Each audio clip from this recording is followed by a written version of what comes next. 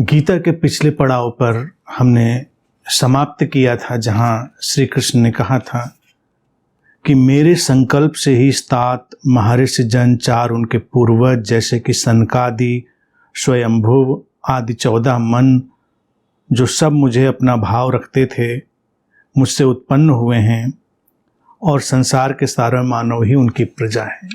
अर्थात कुल मिलाकर उन्होंने जो कुछ भी है, जो कुछ भी प्रकट हुआ है, मैनिफेस्ट हुआ है, उसके स्रोत की ओर इशारा किया कि वो मुझसे ही प्रकट हुए हैं।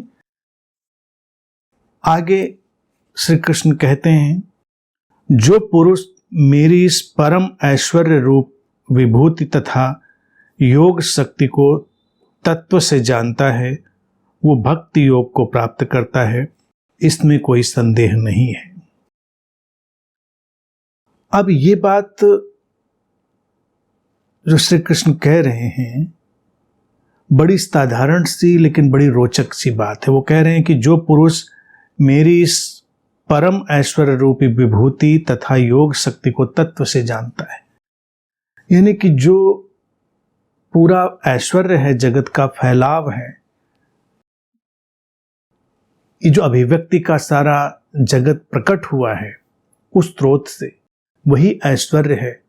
योग शक्ति शब्द में ही उसका अर्थ निहित है। हमेशा ध्यान रखें, जोड़ने की शक्ति। योग शक्ति से हम किसी ऐसी काल्पनिक वायवीय शक्ति की परिकल्पना न करें कि जो कुछ अलग सा काम करती है।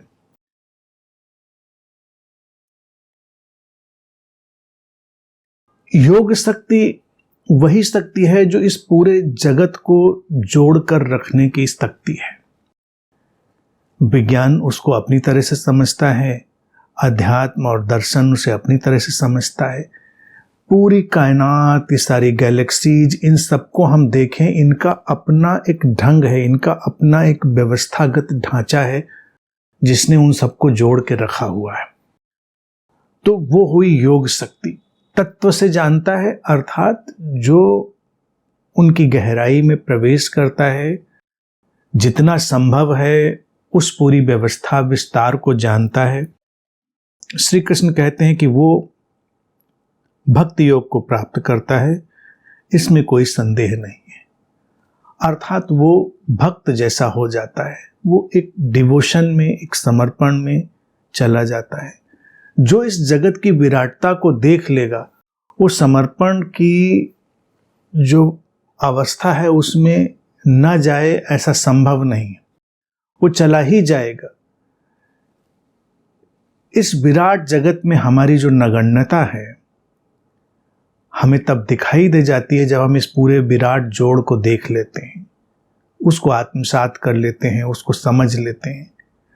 भक्ति के बारे में श्री कृष्ण बड़े स्पष्ट हैं। देखो, श्री कृष्ण कहीं भी ऐसा नहीं कह रहे हैं कि भक्त वो है जो खास तरह की क्रियाएं करता है, भजन गाता है, खास तरह के कपड़े पहनता है, कृष्ण कृष्ण जपता है, विष्णु विष्णु जपता है, या कुछ भी जपता है, वो भक्त है।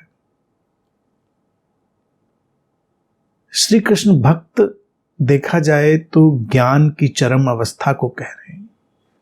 जो ज्ञान की चरम अवस्था को पहुंचा वही भक्त हुआ। उसके पहले भक्त होने का कोई चांस नहीं, कोई संभावना नहीं। यानी कि ज्ञान के शिखर से ही भक्ति की गंगा निकलती है। यह हमेशा ध्यान रखें। आगे श्री कृष्ण कहते हैं, मैं ही संपूर्ण जगत की उत्पत्ति का कारण हूं तथा मैं ही संपूर्ण जगत को परिचालित करता हूं। बुद्धिमान भक्तजन यह समझकर मुझ परमात्मा को भक्ति पूर्वक निरंतर भजते हैं। अब श्री कृष्ण को मौका मिला है तो वो अर्जुन के मन को पूरी तरह समेट लेना चाहते हैं और वैयक्तिकता निर्वैयक्तिकता के सारे फासलों को गिरा देना चाहते हैं। तो अब वो जिस भाषा का उपयोग बड़े जोर शोर से कर रहे हैं, बीच बीच में तो कर ही रहे थे, अब जोर शोर से उपयोग कर रहे हैं कि अर्जुन जो सामने है वो या तो उनको एक स्रोत के रूप में देख ले या उनको व्यक्तिगत रूप से ही वो उतनी विराटता में देख ले, दोनों में कोई अड़चन नहीं है, समस्या हल हो जाएगी। तो वो कहते हैं मैं ही संपूर्ण जगत की उत्पत्ति का कारण हूं तथा मैं ही संपूर्ण जगत को परिचालित करता हूं। ये वही नियम, वही अनभिव्यक्त सत्ता, वही पूरे जगत को परिचालित करती है। नियम, जैसे पूरा जगत एक नियम से संचालित है, परमात्मा एक नियम है। तो लोगों ने ऐसा समझा कि परमात्मा का भजन करते हैं तो उन्होंने परमात्मा को एक नियंता की तरह बना दिया। और मैंने हमेशा कहा कि परमात्मा नियंता नहीं, नियम की तरह है। वो नियम है, तो नियम की तरह वो चारों तरफ फैला हुआ है। वो नियम चाहे हमारे दैनिक जीवन के हों, व्यवहारिक जीवन के हों, वो नियम चाहे विज्ञान के हों, भीतर के नियम हों, बाहर के नियम हों, कोई भी नियम हो, पूरा जीवन तो नियम से ही संचालित होता है। वही परमात्मा है, तो वही कारण है, वही सारे जगत को परिचालित करता है। जब श्री कृष्ण कह रहे मैं ही संपूर्ण जगत की उत्पत्ति का कारण हूं, तो वो अंतर्निहित नियम यहां वो नियम की तरह कायामय हो गए हैं और संपूर्ण जगत को परिचालित करता हूं, यानी कि वो नियम ही सारे संसार को गतिमान करता है। बुद्धिमान भक्त जन ये समझकर मुझ परमात्मा को भक्तिपूर्वक निरंतर भजते हैं। बुद्धिमान, निर्बुद्धि की बात नहीं करें, बुद्धिमान। इतनी व्यापकता, इतनी विराटता को समझने के लिए निश्चित बुद्धि तो चाहिए ही, उतनी बुद्धि तो आवश्यक है। तो ऐसा बुद्धिमान व्यक्ति जो इस विराट व्यापकता को समझ पाएगा, वो भक्तिपूर्वक निरंतर भजता है, अर्थात वो अविभक्त रूप से एक जोड़ की तरह अपने आप को देखता हुआ निरंतर उस विस्मय विमुग्धता से भरा रहता है जो उसको इस नियम से जोड़कर रखती है। भजना विस्मय में प्रवेश है, एक आश्चर्य का जगत, हम सब कुछ सुलझा नहीं सकते, वही भजना है। और ये विस्मय अपने पीछे आनंद लाता है, अपने पीछे शांति लाता है। आगे श्री कृष्ण कहते हैं निरंतर मुझ में मन लगाने वाले तथा प्राणों को मुझे अर्पण करने वाले भक्तजन मेरे प्रभाव को जानते हुए मेरी चर्चा आपस में करते हैं तथा संतुष्ट होते हैं। ऐसे भक्त मुझ में ही आनंद प्राप्त करते हुए रत रहते हैं।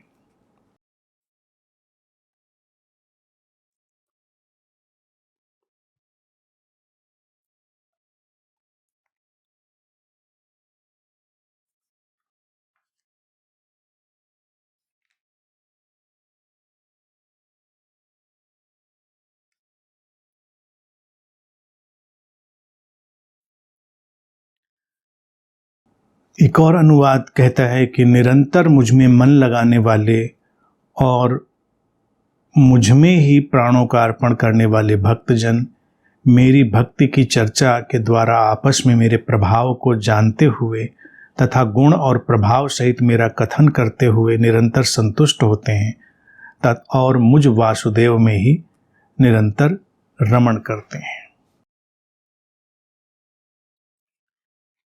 अब यहां पर कई बातें हैं। देखिए, मन लगाना और प्राण को अर्पण करना। एक चीज ये समझें, हमारा मन है बिखरा हुआ, जीवन में समाधान हमारे नहीं आता इसलिए क्योंकि हमारा मन लगातार बिखरा हुआ है। हम इस बिखरे हुए मन के साथ चलते हैं। मन को जब हम उस नियम से, उस परमात्मा से जोड़ते हैं तो मन को इकट्ठा करते हैं। टुकड़े टुकड़े में बिखरे मन को इकट्ठा करना वो एक प्रक्रिया है। एक साधक और गैर साधक में अंतर हम कहां पर करेंगे? उसके क्रियाकलाप में।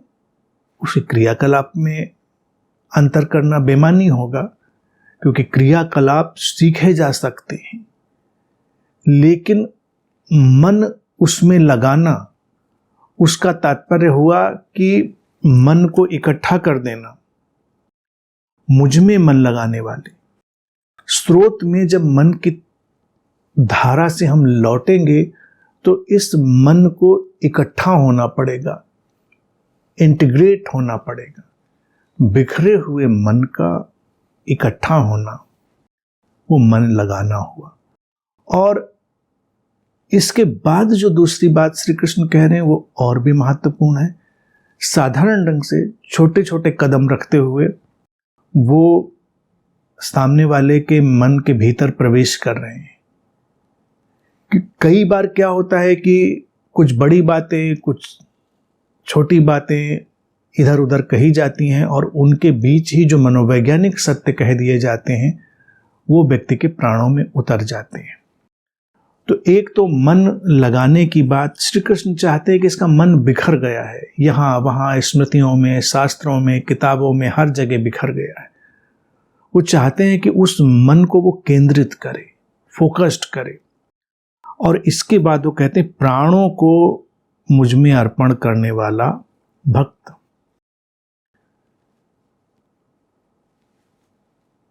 प्राणों को अर्पण करना यानी कि अपनी पूरी जो जीवंतता है उसको समेट कर जीवन में उतरना, पूरी तरह प्रज्वलित हो उठना, जल उठना। प्राणों को अर्पण करना, जैसा कि शब्द में ही उसका अर्थ छुपा है, कितनी बड़ी बात है कि हम प्राण अर्पण करते हैं किसी काम में, किसी के लिए हम सब कुछ उसमें डाल देते हैं। जब हम कहते हैं ना कि कोई काम हम ऐसे करें कि उसमें अपने प्राण उड़ेल दें, तो उसका तात्पर्य है कि हम कुछ भी बचाएं नहीं। आम व्यक्ति का जीवन हो गया है कुनकुना कुनकुना जीना, ल्यूक वार्म, उथला शैलो, कोई गहराई नहीं, बस थोड़ा इधर जिया थोड़ा उधर जिया, लेकिन गहराई नहीं। प्राणों को अर्पण करने का अभिप्राय है अपने को पूरी तरह झोंक देना, कुछ भी बचाना नहीं। इस क्षण में जब हम उतरते हैं तो अपनी पूरी जीवंतता, अपने पूरे जीवन को उसमें हम डाल देते हैं, कुछ पीछे बचता नहीं। अब इस तरह से जो जीता है वो व्यक्ति, उसकी जीवन शैली कैसी हो जाएगी, उसको वो कहते हैं कि भक्तजन मेरे प्रभाव को जानते हुए मेरी चर्चा आपस में करते हैं तथा संतुष्ट होते हैं। चर्चा बातचीत नहीं है। चर्चा का अर्थ बातचीत नहीं होता। चर्चा का अर्थ है फिर वो उस स्रोत की आभा को ही, उसकी शक्ति को ही अभिव्यक्त करने लगते हैं। जो व्यक्ति इस तरह से अपने प्राण उड़ेल देगा अपने क्षण में, वो इतना प्राणवान हो जाएगा कि उसकी उपस्थिति बोलने लगेगी। जब किसी व्यक्ति की उपस्थिति बोलने लगे, इतने जीवंत हो, तो वो हुई परमात्मा की चर्चा। चर्चा ये नहीं है कि हम कथा सुने, हम गाना गाएं। परमात्मा की चर्चा आजकल बहुत चलती है। चर्चा का मतलब ही लोग समझते हैं कि किसी को बुला लाओ, कोई पोथी ले आए, कथा कहानी शुरू कर दो। ये कथा कहानियां चर्चा है। इसी बात की टेक लेकर आजकल लोग श्री कृष्ण की भी चर्चा शुरू कर देते हैं। श्री कृष्ण कहाँ पैदा हुए थे, क्या खाते थे, क्या पीते थे, कैसे चलते थे। आंखों देखा हाल, बिल्कुल जैसे क्रिकेट की कमेंट्री होती है, तो चर्चा करने वाले लोग आंखों देखा हाल दिखाने लगते हैं। और वो सब श्री कृष्ण की दृष्टि में एक जड़ता है, मूढ़ता है, कोई उसका औचित्य नहीं। उपस्थिति जब मुर्दा हो, राख हो, उसके ऊपर जमी हुई, तो वो परमात्मा की चर्चा नहीं है। परमात्मा की चर्चा ही तब है जब उपस्थिति बोलने लगे, व्यक्ति इतना जीवंत हो, इतना आलोकित हो कि बोलने लगे।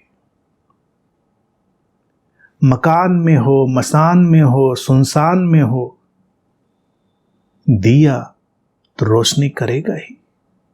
ऐसा तो नहीं है कि किसी दिए को मंदिर में रख दो तो ज़्यादा रोशनी करेगा, घर में रखो तो कम करेगा, सुनसान में रख दो तो उदास उदास रोशनी करेगा, शमशान में रख दो तो डरा डरा रोशनी करेगा। नहीं, दिया तो जैसा जला है वैसा ही जलेगा, रोशनी तो वैसी ही करेगा। परिस्थितियां, स्थितियां कुछ भी हों, ये है चर्चा। चर्चा का अर्थ है परमात्मा की ही अभिव्यक्ति होना, चारों तरफ उसकी अनुगूंज का फैलना। उसकी अनुगूंज कैसे फैलेगी? जब वैसे ही हम हो जाएंगे, हम उतने ही आलोकित हो जाएंगे।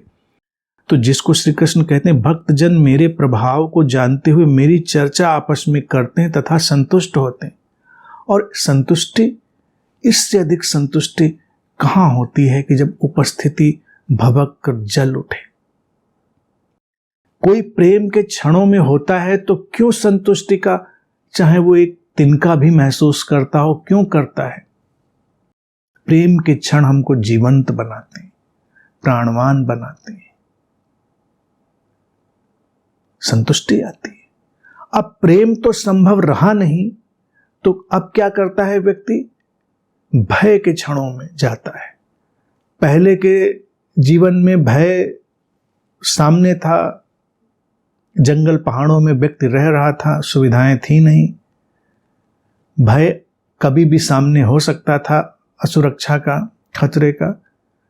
तो जब सामने भय हो, खतरा हो, तो हम बिल्कुल प्राणवान हो जाते हैं, हमारे भीतर एक तरंग दौड़ जाती। तो आजकल हम देखें जो एक डेंजरस स्पोर्ट्स का चलन हुआ है कि यहाँ से कूदना, वहाँ कूदना, यहाँ जाना, वहाँ जाना, वो इसलिए कि लोग बुझ गए हैं, मुर्दा हो गए हैं। तो थोड़ा झकझोरे जाएं, थोड़ा उनके लिए कोई भय की स्थिति बने तो उनकी रीढ़ में जीवन दौड़े, उनको लगे कि हाँ हम भी जिंदा हैं। इस जिंदा रहने के एहसास के लिए ही लोग लड़ाई झगड़ा कर लेते हैं, उत्पात उपद्रव कर लेते हैं। यूं ही नहीं करते वो कि उत्पात कर लिया तो उसमें कोई उनकी मानसिक रुग्णता ही हमेशा थी। वो इतना निर्जीव निष्प्राण अनुभव कर रहे थे कि उनको लगता है लड़कर ही शायद हम थोड़ा जीवित अनुभव करें। तो ये सब जो खतरे के सामने जाना, लड़ाई झगड़ा करना, ये सब प्राण डालना, प्राणवान होना। अब ये प्राणवान तो हम यूं ही हो सकते हैं कि सचेतन हो।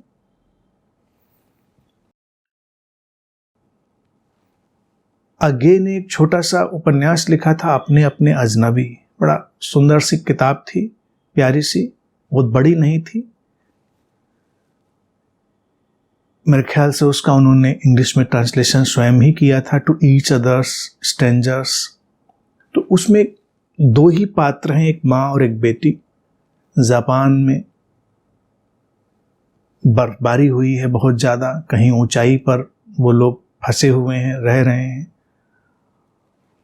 और वो जो भी जगह है वहाँ वो लोग फंस गए हैं, बर्फ में अंदर दब गए हैं। वो वर्णन उसी जगह का है जहाँ ये स्थिति होती ही रहती थी। तो लोग अक्सर वो जगह छोड़कर निकल जाते थे, जैसे ऊंचे पहाड़ों से लोग हट जाते हैं, नीचे आ जाते हैं, ऐसी बर्फबारी हो। लेकिन वो माँ बेटी किन्हीं कारणोंवश नहीं निकल पाते या नहीं निकलते और वहीं दबे रह जाते हैं, फंसे रह जाते हैं घर में अपने। अब जितना उन्होंने अपने विवेक से, अपनी बुद्धि से खाना पानी जमा कर रखा था कि इतने दिन में बर्फ पिघल जाएगी तो हम निकलेंगे, काम चल जाएगा, इतने दिन हम ऐसे चला लेंगे काम। लेकिन वो दो प्राणी हैं। मुझे ये चीज बहुत अच्छी उसमें लगी, और यूं तो पूरी पुस्तक की बड़ी अच्छी। मृत्यु का आसन्न जब संकट होता है तो कैसे व्यक्ति डील करता है, उस पर ही उन्होंने उसको आधारित किया था। अब कई दिन बीत गए हैं, धीरे धीरे खाना पानी कम होता जा रहा है और आपस में बातचीत भी धीरे धीरे कम हो गई है। तो वो जो माँ है वो बेटी से अपनी कहती है कि कुछ लड़ाई करो, कुछ गालियां दो, कुछ करो जिससे जिंदा होने का एहसास हो। अभी तो हमें एहसास बिल्कुल हो रहा है कि हम लोग खत्म हो गए, मर गए। तो ये जो साइकोलॉजिकल इनपुट था कि लड़ो कि हमें जिंदा होने का एहसास हो, तो तमाम लोग ये बहस, मुबाहिसे, लड़ाई झगड़े इसीलिए करते हैं कि उनका व्यक्तिगत जीवन इतना मृत हो चुका है कि वो जीवित होने का एहसास करते हैं। श्री कृष्ण कह रहे हैं कि प्राण डालो अपने जीवन में हर क्षण में। मुझ में प्राणों को लगाने वाले भक्तजन मेरे प्रभाव को जानते हुए मेरी चर्चा आपस में करते हैं तथा संतुष्ट होते हैं। ऐसे भक्त मुझ में ही आनंद प्राप्त करते हुए रत रहते हैं। मुझ में ही आनंद प्राप्त करते हुए, मुझ में ही अर्थात वो स्रोत में डूबे हैं, निमज्जित हैं, उसी में ठहरे हैं, आनंदित हैं उनमें ही। क्यों नहीं आनंदित होगा व्यक्ति ऐसा? इस बात को ध्यान रखें। अब ये चर्चाएं आपस में हमें ऐसे ही जोड़ती हैं। जो शब्दों से कही गई चर्चा वो बड़ी कम, और जो पूरी हमारी बीइंग, हमारे होने से निकले वो चर्चा, वही महत्वपूर्ण है। मैंने अक्सर लोगों से कहा है कि ये आध्यात्मिक, गैर आध्यात्मिक, ध्यानी है, गैर ध्यानी, कैसे पता चलेगा? जब तक लोग कोई अलग गतिविधि नहीं करते, अलग भाषा नहीं बोलते, तब तक तो पता ही नहीं चलता। इसीलिए लोग ड्रेस बनाते हैं, आध्यात्मिक लोग अलग अलग तरह के कपड़े बनाते हैं, पहनते हैं, माले वाले पहनते हैं, सब वेशभूषा अलग करते हैं, ताकि कुछ तो लग जाए कि हाँ ये अलग व्यक्ति है, आध्यात्मिक टाइप का। अन्यथा तो उसके प्रकाश से, उसके आलोक से पता चलना चाहिए। सड़क पर जाते हुए जिस दिन तुम्हें कोई रोक ले और पूछ ले कि इतने शांत, इतने सुंदर, इतने सौम्य, इतने ठहरे हुए कैसे नजर आते हो, क्या बात है, उस दिन जानना कि हम स्रोत से जुड़ गए, हम उसकी चर्चा में रत हो गए, हम उसमें ही डूब गए, उसमें निमज्जित हो गए, उसी में आनंदित हो गए। उसके पहले नहीं। हम तो ऐसे मरे हुए चले जाते हैं कि पता ही नहीं चलता लोगों को। श्री कृष्ण की भक्ति जीवंतता का चरम है। जब जीवन बह निकले, तटबंधों को तोड़कर, मनबंधों को तोड़कर बह निकले, उस अवस्था को अर्जुन अटक गया है, उसके मन की नदी अटक गई है। वो चाहते हैं कि तटबंध तोड़े, ये मन के बंधन तोड़े, बहे। इसलिए उसको बड़े ही मनोवैज्ञानिक ढंग से वो झकझोर रहे हैं। लेकिन क्या है कि जब शब्द ऐसे उपयोग किए जाते हैं तो कालांतर में लोग उनको मिस इंटरप्रेट कर ही लेते हैं कि या तो थोड़ा और साफ साफ कह दिया जाए, लेकिन जब ऐसे कहा जाता है तो लोग उसका फिर बड़ा ही सतही अर्थ निकालकर अलग क्रियाकलाप शुरू कर देते हैं। आगे श्री कृष्ण कहते हैं, मुझ में ध्यान स्थित करके निरंतर मुझे भजने वाले भक्तों को मैं तत्व ज्ञान रूपी योग प्रदान करता हूं, जिससे वे मुझे प्राप्त करते हैं।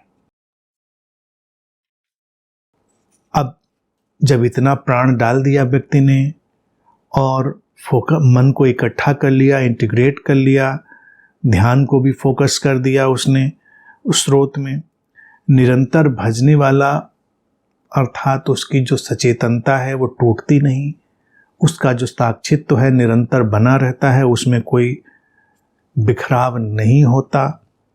तब ऐसे भक्तों को मैं तत्व ज्ञान रूपी योग प्रदान करता हूँ। तब उसी स्रोत से उठकर जीवन में जो कुछ भी जानने जैसा है, जो कुछ भी श्रेष्ठ है, सर्वोत्तम है, उनके जीवन में प्रकट होने लगता है, जिससे वो मुझे प्राप्त करते हैं। ये सर्कल है, मुझे प्राप्त करते हैं अर्थात फिर वो उस ऐश्वर्य में डूब जाते हैं। वो परम ऐश्वर्य जो जगत में फैला है, व्याप्त है, जिससे वो मुझे प्राप्त करते हैं। ज्ञान की लौ को जगाया, मन को समेटा, प्राणों को उंडेला, तो हम स्रोत में जुड़े और स्रोत में जुड़े तो हम उसके साथ लयबद्ध हुए, अर्थात उसमें डूबे। ये स्थिति बनी तो ये घटा ध्यान कि हम फोकस्ड हुए, और जब ये सब फोकस्ड होने की स्थिति बन गई तो फिर से हम उसी स्रोत को प्राप्त हो गए। हम अलग रहे नहीं, हम पूरी तरह उसी प्रकाश से घिर गए, भर गए। तो ये एक पूरा सर्कल है, ये पूरा वर्तुल है, घूमता रहता है। इसीलिए हम देखें, बुद्ध ने, सनातन परंपरा ने, इन सब ने चक्र का एक प्रतीक हमेशा चुना। उसके और भी अर्थ हैं मनोवैज्ञानिक कि मानसिक जीवन के चक्र भी होते हैं, और जीवन की सारी गतियां भी वर्तुलाकार हैं, सर्कुलर हैं। हम उस वर्तुलाकार यात्रा में हैं। तो इसी तरह से मुझे प्राप्त करना, मुझे प्राप्त करने का अर्थ ये नहीं कि श्री कृष्ण को घर से उठा लाना या उनकी होम डिलीवरी हो जाना। मुझे प्राप्त करने का लोग ऐसा ही तो अनुमान लगाते हैं कि बैठे थे, हमने सब काम कर लिया था और अचानक कमरे में श्री कृष्ण की होम डिलीवरी हो गई। होम डिलीवरी का कंसेप्ट तो हम लोगों ने आज पैदा किया, और कई लोग जो ऐसी बातें करते रहे वो ये दावा कर सकते हैं कि ओरिजिनल होम डिलीवरी की थ्योरी हमने ही दी थी, जब भगवान परमात्मा सीधे हमारे घर के अंदर चला आता था। तो ये योगदान भी कह सकते हैं तमाम भारतीय लोग कि विश्व को होम डिलीवरी का कॉन्सेप्ट पहले हम ही ने दिया था। तो ऐसी कोई होम डिलीवरी नहीं होती है। मुझको प्राप्त करते हैं, यानी कि कृष्ण के गले में हाथ डालकर घूमने लगते हैं। मुझको प्राप्त करते हैं अर्थात उन्हीं गुणों से भर जाते हैं, उन्हीं स्रोत के गुणों से, उसी इम्पर्सनल कॉन्शियसनेस के गुणों से, उसी कृष्णमयता से, उसी से गुणों से भर जाते हैं, वही मुझको प्राप्त करते हैं। अब अगर आधुनिक समय में बिल्कुल अगर इसको और भाषा का उपयोग करें, कोई कह सकता है, कोई मुझे प्रेम करने वाला, कि मैं इस तरह से चला और मैं अनंत श्री को प्राप्त हो गया। तो क्या प्राप्त हो गए? जिस दिन पीस, हैप्पीनेस, लव, हार्मनी जीवन का अभिन्न अखंड हिस्सा बन जाए, तो उस दिन मुझे प्राप्त हो गए, क्योंकि वो मेरा अभिन्न हिस्सा है, अखंड हिस्सा है, मेरे जैसे ही हो गए। मुझे प्राप्त हो गए इसका मतलब थोड़े कि मेरी कनपटी पे बंदूक लगा के मुझे उठा ले गए, कहने मिल गए अनंत श्री, ले आए उनको। तो वो प्राप्त होना नहीं है।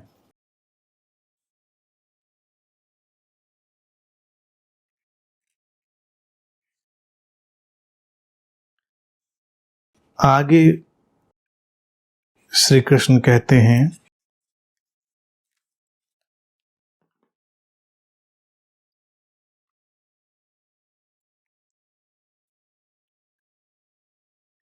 हे अर्जुन, उनके ऊपर अनुग्रह करने के लिए उनके अंतःकरण में स्थित हुआ मैं स्वयं ही उनके अज्ञान जनित अंधकार को प्रकाश में तत्व ज्ञान रूप दीपक के द्वारा नष्ट कर देता हूं।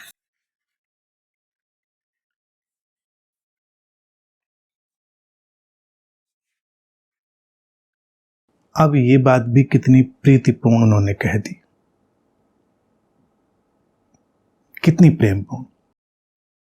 वर्तुल पूरा हो गया, व्यक्ति स्रोत के गुणों से संपन्न हो गया, तो उनके ऊपर अनुग्रह करने के लिए, अब ये भाषा का जो है सीमित रूप है, या अनुवाद सीमित है, या अभिव्यक्ति सीमित है कहने की, तब अनुग्रह घटता है। अनुग्रह कोई करता नहीं है, जैसे आशीर्वाद कोई देता नहीं है, लेकिन सब लोग आशीर्वाद दे रहे हैं बैठकर। बाबा लोगों का तो एक कार्यक्रम ही हो गया आशीर्वाद देने का। अनुग्रह करने का हम अनुग्रह मांगते हैं कि हे परमात्मा, हे गुरु जी, मेरे ऊपर अनुग्रह करो। कि करने कराने की चीज थोड़ी है। जैसे हम क्या ये मांग कर सकते हैं मुझसे प्रेम करो? प्रेम घटा तो घटा, नहीं घटा तो नहीं घटा, करो क्या? तो अनुग्रह घटता है और उनके अंतःकरण में स्थित हुआ मैं, करने के शब्द को हम हटा देते हैं, घटना शब्द लगते हैं यहां पर। उनके अंतःकरण में स्थित हुआ मैं स्वयं ही उनके अज्ञान जनित अंधकार को प्रकाश में तत्वज्ञान रूप दीपक के द्वारा नष्ट कर देता हूं।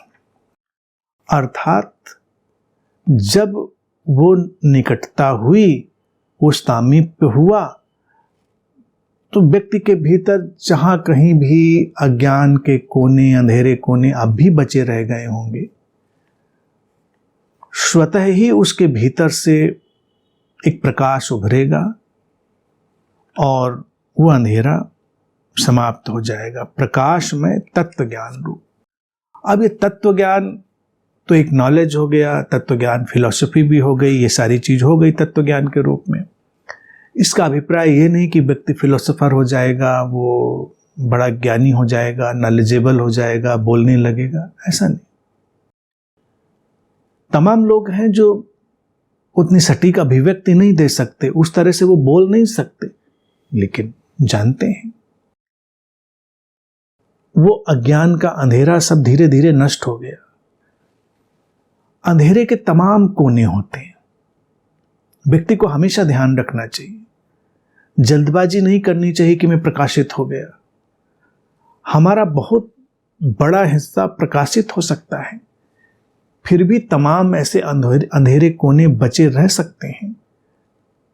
तो जैसे जैसे वो अनुग्रह घटेगा, वो आशीष घटेगा, वो ग्रेस घटेगी, वो प्रसाद उतरेगा, वैसे वैसे उन दूर दराज के छुपे हुए कोनों तक भी प्रकाश पहुंचेगा, समझ पहुंचेगी, व्यक्ति के भीतर ठहराव आएगा।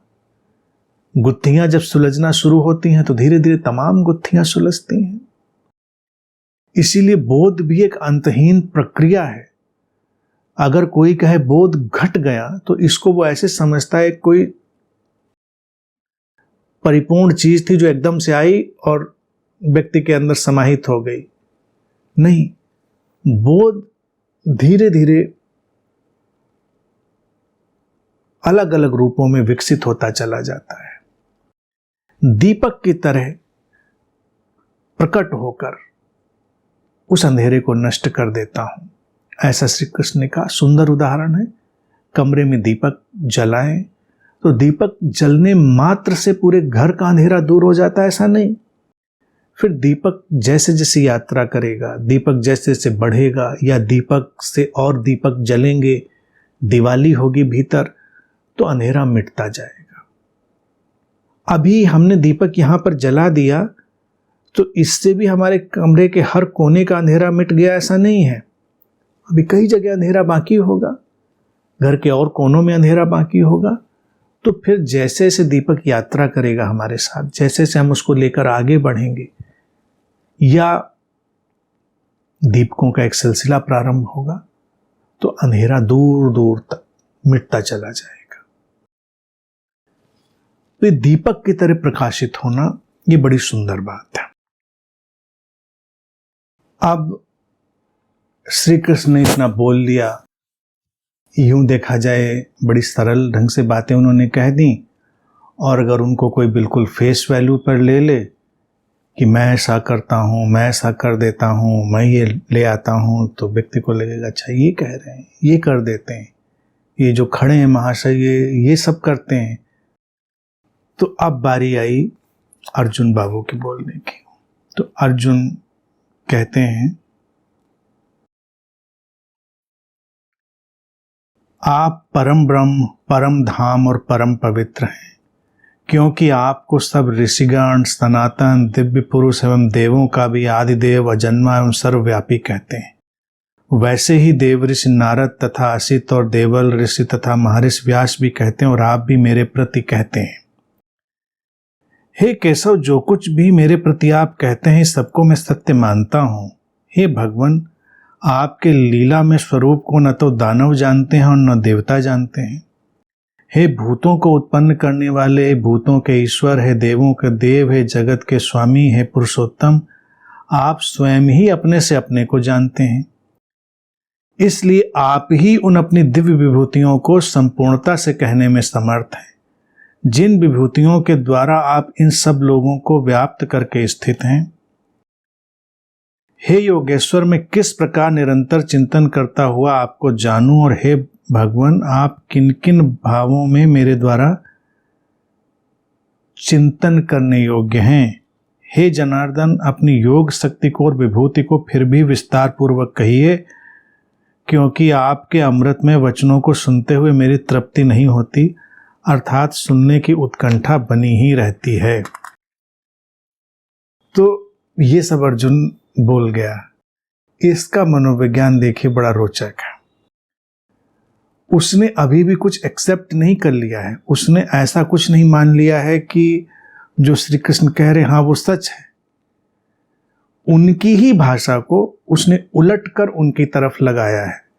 उन्होंने जैसा बोला है, परम ब्रह्म, परम धाम, परम पवित्र, आदि देव, सब जानने वाले, लीला में स्वरूप, न दानव जानते हैं न देवता जानने हैं, सब भूतों को उत्पन्न करने वाले, जगत के स्वामी, दिव्य विभूतियों के स्वामी, इन सबको श्री कृष्ण स्वयं बोलकर अभी आगे बढ़े हैं। तो अर्जुन कन्विंस किसी बात से हुआ नहीं है अभी, क्योंकि इतना ही दिव्य विभूति वाला उसको लग गया होता तो अभी का भी वो मुद्दा खत्म कर देता। और अब वो थोड़ा सतर्क हो गया है, उस देख रहा है कि बड़े जोर शोर से, बड़े जोश से कह रहे हैं, तो कहीं बात बिगड़ ना जाए, तो वो सैंडविच स्टेटमेंट दे रहा है, यानी कि कुछ अच्छा लगाकर एक दोनों तरफ और बीच में थोड़ी मिर्च वगैरह वाली टिक्की सॉस लगाकर उनको पेश कर रहा है। तो ये सब तारीफ कर दी उसने इधर कि ये सब आपने कहा है, और कह रहा है कि आप ही अपनी उन दिव्य विभूतियों को संपूर्णता से कहने में समर्थ हैं। हम तो जानते नहीं, आप ही कह रहे हो, आप ही कहने में समर्थ हो, और उन्हीं के द्वारा आप कह रहे हो कि सारे लोक में व्याप्त हो, स्थित हो। तो वो कह रहा है कि फिर जरा विस्तार से बताइए, मतलब क्या मामला है।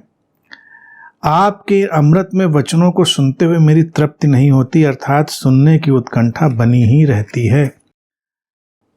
ये बटरिंग भी है और थोड़ा कमेंट भी है, टॉन्ट भी है। वो कह रहा है क्या बातें कह दी आपने, कमाल के अमृत में वचन, सब विभूति, मैं पूरे जगत का स्वामी, नियंता, मन नहीं भर रहा सुनने से। अगर ये अमृत में वचन उसको समझ में आ गए होते तो ये प्रश्न थोड़े उठता। अब वो कह रहा है कि अपनी योग शक्ति और विभूति को फिर भी विस्तार पूर्वक कहिए, क्योंकि वो कह रहा है कि आप ही तो समर्थ हो कहने के लिए, कोई दूसरा तो कहेगा नहीं, दूसरा तो कोई जानता ही नहीं। आप ही ने भी अभी आके सूचना दी है कि ये सब ऋषि मुनि, सब शास्त्र वेद जितने हैं, सब आप ही से सब निकले हुए हैं, आदि कारण आप ही हैं।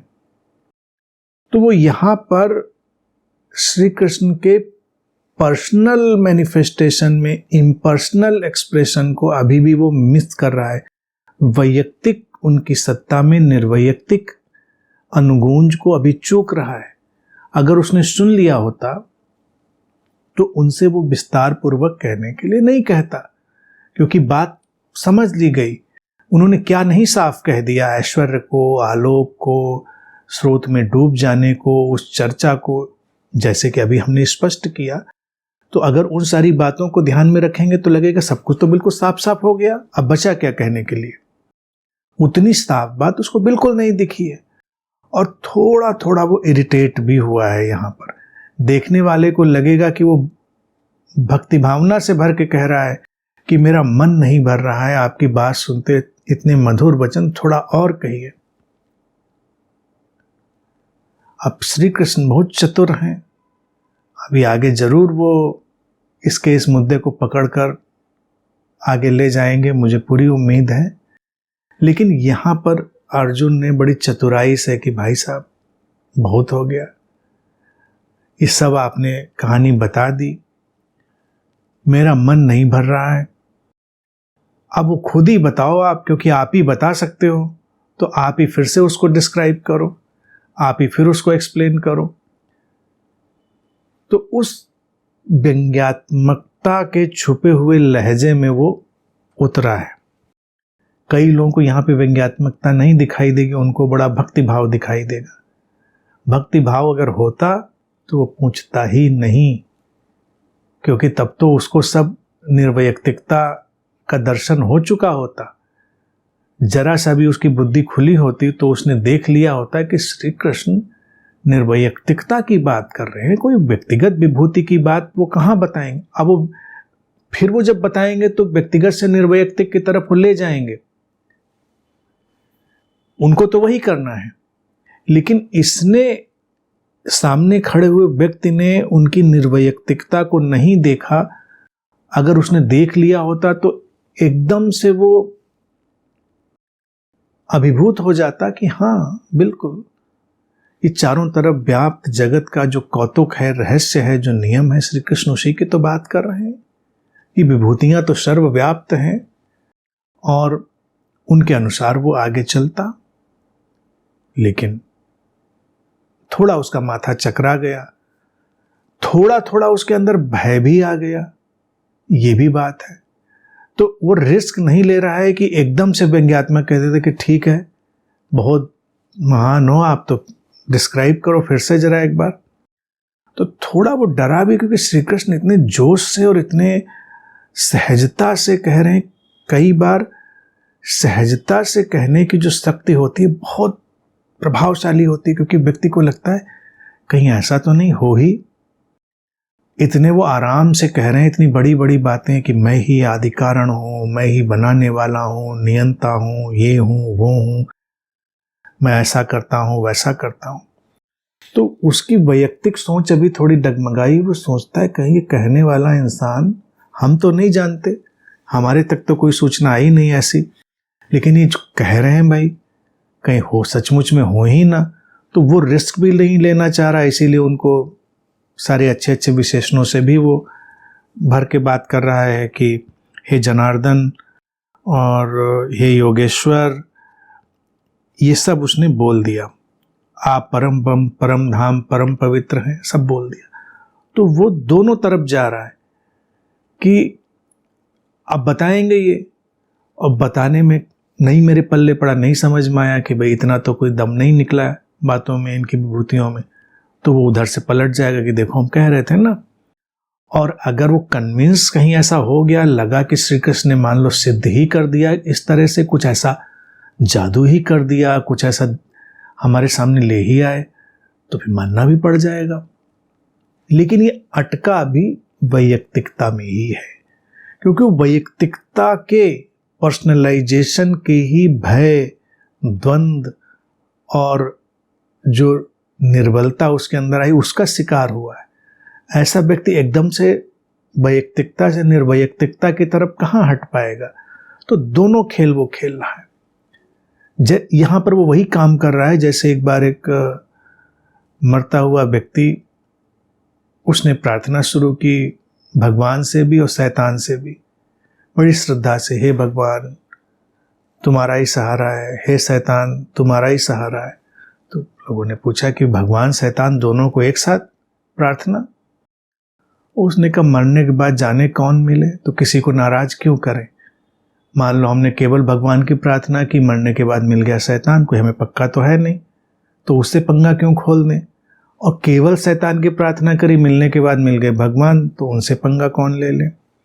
तो अर्जुन दोनों दिशाओं में चला गया। एक तो बड़े सूक्ष्म रूप से उसने उनको उकसाया भी कि आप ही बता सकते हो तो बताओ भाई, सिद्ध करो विभूतियों को। और दूसरा उसने पूरा उनको योगेश्वर, जनार्दन, परम ब्रह्म सब कह के साथ भी लिया कि अगर ऐसा ही रहा तो वो सही, वैसा रहा तो वो सही। अर्जुन इतनी देर सुनते सुनते ऐसा नहीं है कि बड़ा जागृत हो गया है, उसकी कुंठा अभी बरकरार है, वो उतनी ही कुंठा में है। और इतनी बात हमेशा ध्यान रखें कि श्री कृष्ण के जिस हम ईश्वरीय रूप की परिकल्पना करते हैं, वो उनके समय में उन्हें कोई नहीं मान रहा था। उनका दोस्त अर्जुन तो बिल्कुल ही नहीं मान रहा था, क्योंकि वो सूचनाएं किसी के पास नहीं थी। वो होती तो पहले से सूचना होती, क्वेश्चन पे ये प्रश्न बनता ही कहां पर, तो सूचनाएं नहीं है। श्री कृष्ण लेकिन अनूठे इसलिए हैं, वो इस दोष का भी स्वीकार करने के लिए तैयार हैं कि उनके इम्पर्सनल एक्सप्रेशन को व्यक्ति पर्सनल एक्सप्रेशन मान ले। तमाम लोग डर के मारे नहीं बोलेंगे। कभी कभी कोई शरीर मन जब स्रोत से इतना लयबद्ध होता है तो वो स्रोत की भाषा में ही बोल सकता है कि मैं, लेकिन चूंकि इस तरह से लयबद्धता होती नहीं तो तमाम लोगों को डर लगता है अगर मैंने ऐसे कह दिया कि मैं ही आदि कारण हूं तो कहीं बात बिगड़ न जाए, लोग प्रमाण न मांग लें कि आदि कारण कैसे हो। तो इसीलिए गुरु लोग इतनी हिम्मत नहीं करते। श्री कृष्ण अनूठे गुरु, उनको कोई प्रमाण पत्र किसी से थोड़ा ही चाहिए। उनके अंदर से निर्वैयक्तिक चेतना गूंज रही है तो निर्वैयक्तिक चेतना की तरह से वो बोल रहे हैं। व्यक्तिगत तो वो हैं ही, वो तो वो अच्छे से जानते हैं कि शरीर मन के साथ ही वहां पर खड़े हुए, लेकिन उनको किसी प्रशंसा अप्रशंसा की परवाह नहीं है। इसलिए वो उस समय शुद्धतम रूप से जैसा उनके माध्यम से बह रहा है वैसा बह जाने दे रहे हैं। लेकिन अर्जुन भ्रमित हो रहा है, चिढ़ भी रहा है। तो वो अभी चक्रगिन्नी अपनी पूरी घुमाने वाला है। यहां पर वो इतना तो सतर्क हो गया है कि ये आदमी है तो कुछ अलग, इतना उसको लग गया है। क्योंकि जहां वो कांपता हुआ बैठा है वहां एक व्यक्ति निष्कंप, निश्चल, परम शांति से भरा हुआ, अनुद्विग्न, बिना किसी उद्विग्नता के, पूरी करुणा के साथ अपनी बातें रखता चला जा रहा है। तो उसके दिल का एक कोना ये तो जानने लगा है कि मेरे जैसा तो नहीं है ये आदमी। अभी तक मुझे लगता था कि मेरे ही जैसा है, थोड़ा मुझसे ज्यादा जानता होगा, बस और क्या। अक्सर लोगों को यही तो लगता है, बुद्धों को देखकर लोगों को अक्सर यही लगता है मुझसे थोड़ा सा ज्यादा जानते होंगे, 4 किताबें मुझसे ज्यादा पढ़ी होंगी, और क्या है, बाकी तो मेरे ही जैसे हैं। लेकिन जब बुद्ध कहता है मैं तुम्हारे ही जैसा नहीं, मैं तो सबके जैसा हूं, मैं तो पूरे अस्तित्व जैसा हूं, मैं तो इस पूरी कायनात जैसा हूं, तो लोग थोड़ा घबराते हैं कि ये ज्यादा नहीं हो गया कि आप पूरे अस्तित्व जैसे हैं। लेकिन वो तो है, यही तो उसकी सच्चाई है। श्री कृष्ण इसी तरह से, इसी एकात्मता के साथ बोल रहे हैं। अर्जुन निष्कंप है और थोड़ा निष्कंप नहीं है, और श्री कृष्ण की निष्कंप स्थिति से प्रभावित भी होने लगा है। इस बात को ध्यान रखें। अब आगे जब श्री कृष्ण कहेंगे तब उसकी चर्चा फिर हम लोग करेंगे अगले सेशन में।